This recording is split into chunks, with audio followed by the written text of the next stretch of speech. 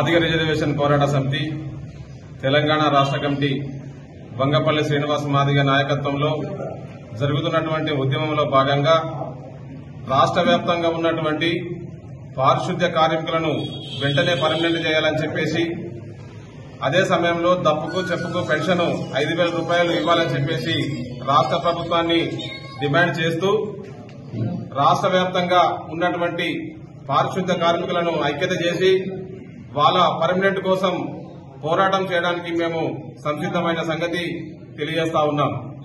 ఈరోజు మాదిగలు తన శక్తిని సామర్థ్యాలను ఒడిగి చెప్పులు కుట్టి మానవ సమాజానికి మానవాళికి చెప్పులిచ్చి రక్షణ ఇచ్చినటువంటి మాదిగ జాతికి ఈరోజు పేరు ప్రాఖ్యాతలు లేకుండా పోయినాయి.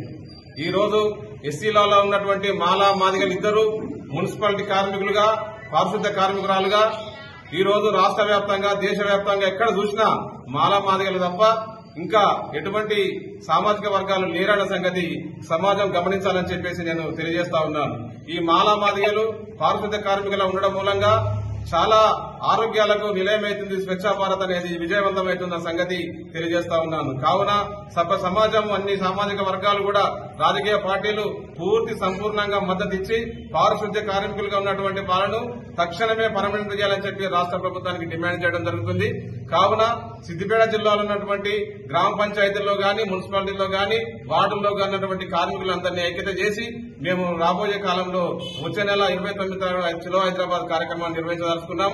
ఈ లోపు గ్రామాన వార్డుల్లో మున్సిపాలిటీల్లో తిరిగి కార్మికులను ఐక్యత చేస్తామని సంగతి మేము చేస్తా ఉన్నాం.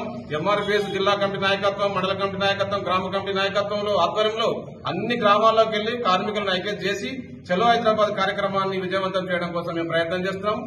గవర్నమెంట్ పర్మనెంట్ చేసేదాకా తప్పుకు చెప్పుకు 5,000 పెన్షన్ ఇచ్చేదాకా వదిలిపెట్టే ప్రసక్తి లేదని చెప్పేసి కాంగ్రెస్ ప్రభుత్వాన్ని హెచ్చరిస్తా ఉన్నాం.